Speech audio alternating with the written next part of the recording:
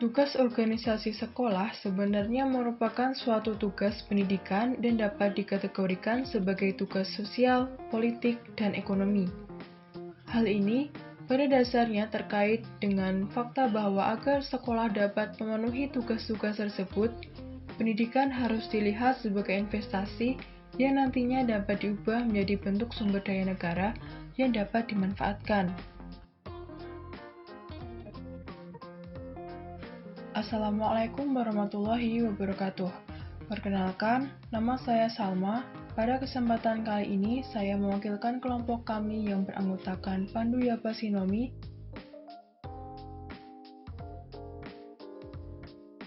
Nurul Mustafa,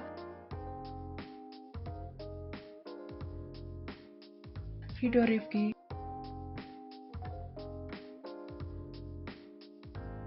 dan saya sendiri untuk mempresentasikan manajemen organisasi terutama pada sektor pendidikan.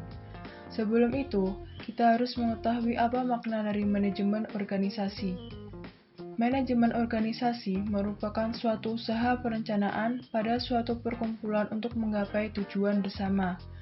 Dan di dalam manajemen organisasi terdapat pilar berdirinya suatu organisasi, yaitu struktur organisasi yang berarti adalah pengaturan anggota dan tugasnya di dalam organisasi. Sedangkan ada pula yang bernama desain organisasi yang berarti suatu proses pembentukan struktur yang ideal dengan tujuan, strategi, dan lingkungan.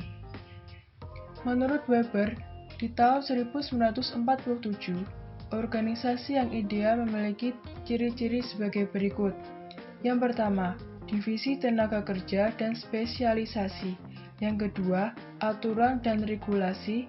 Yang ketiga, hierarki otoritas. Yang keempat, impersonalitas dalam hubungan interpersonal. Dan yang kelima, orientasi karir.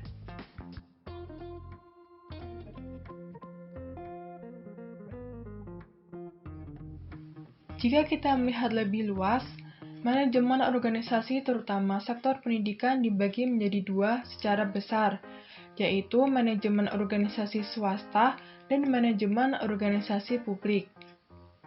Manajemen organisasi swasta lebih mengarahkan organisasinya untuk persaingan antara organisasi swasta lainnya dan berjuang dalam eksistensi persaingan ini.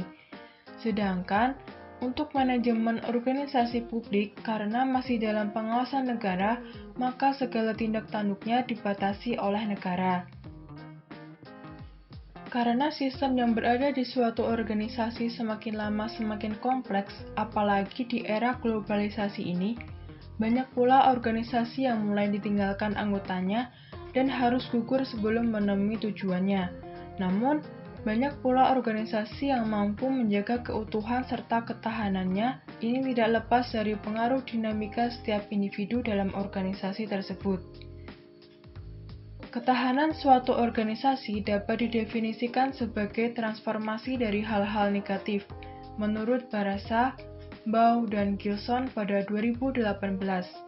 Ketahanan organisasi dipengaruhi oleh beberapa faktor, yaitu sumber daya material, persiapan dan perencanaan, manajemen pengetahuan, redundansi, proses tata kelola, praktik kepemimpinan, budaya organisasi, modal manusia, jaringan sosial, dan yang terakhir adalah faktor bersama.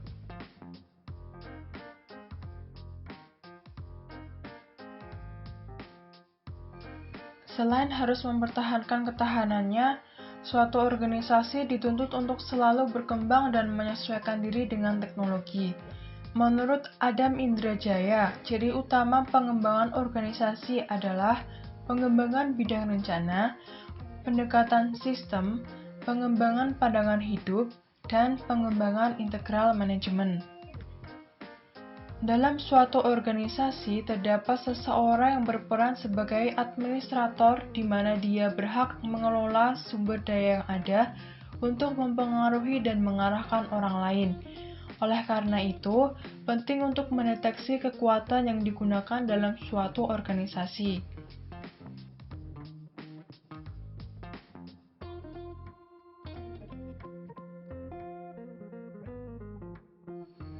Beberapa poin penting dalam organisasi sekolah yaitu peran seorang guru di mana mereka merupakan kunci dari institusi pendidikan, baik secara positif maupun negatif. Terdapat pola-pola khusus terhadap orang-orang yang melakukan kegiatan pengajaran sebagai profesi. Pola ini bertujuan untuk menguji kemampuan belajar siswa dengan memperhatikan pola belajar individu. Dapat dikatakan bahwa profesionalitas seorang guru berbanding lurus dengan perkembangan karir dan jenjang pembelajaran siswa. Organisasi di lingkungan sekolah sendiri selalu memiliki budaya organisasi. Budaya atau kultur dalam organisasi sekolah lebih berkaitan dengan aspek-aspek informal daripada elemen-elemen resminya yang selalu dilambangkan dengan struktur. Kebudayaan dapat dilihat dalam bentuk perilaku masyarakat yang merupakan hasil pemikiran, sikap, dan tindakan. Budaya organisasi sekolah merupakan pandangan hidup yang berupa nilai-nilai, norma, kebiasaan, hasil karya, pengalaman, dan tradisi yang mengakar di suatu organisasi dalam pengembangan strategi program pendidikan untuk perbaikan kualitas sekolah yang terus-menerus.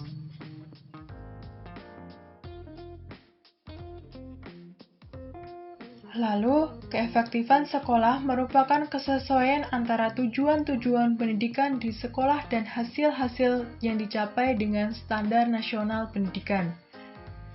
Ada 8 standar, yaitu standar isi, standar proses, standar kompetensi kelulusan, standar pendidikan dan tenaga pendidikan, standar sarana dan prasarana, standar pengelolaan, standar pembiayaan, dan standar penilaian pendidikan.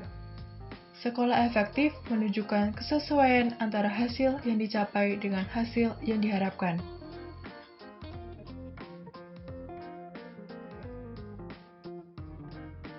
Tidak dapat dipungkiri bahwa sekolah adalah suatu sistem, di mana sistem tersebut terdiri dari gabungan komponen di dalamnya yang saling bersinggungan dan berfungsi secara baik. Kehidupan organisasi sekolah dapat diilustrasikan dalam suatu penjabaran komponen, yaitu sekolah sebagai sistem sekaligus organisasi merupakan tempat mengajar dan belajar.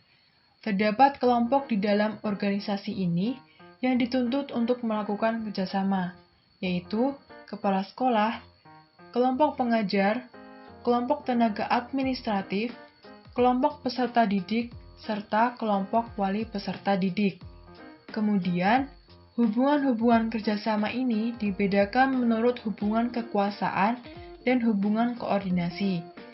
Hubungan kekuasaan terlihat pada kepala sekolah dengan kelompok pengajar dan lainnya. Sedangkan hubungan koordinasi adalah hubungan antara pengajar, tenaga administratif, peserta didik, dan wali peserta didik.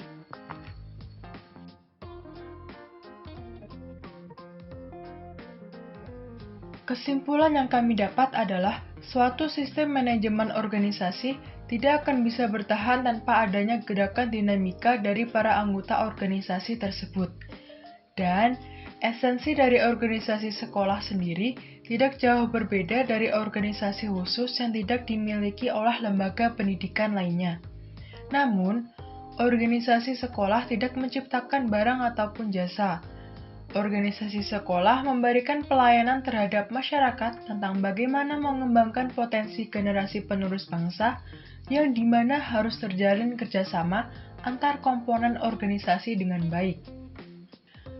Sekian yang dapat kami paparkan pada kali ini. Mohon maaf bila ada kesalahan penyebutan kata. Semoga kita selalu mendapat rahmat dan hidayah dari Tuhan Yang Maha Esa. Saya, Salma Nadia Septiana, mewakili kelompok ini, pamit undur diri. Wassalamualaikum warahmatullahi wabarakatuh.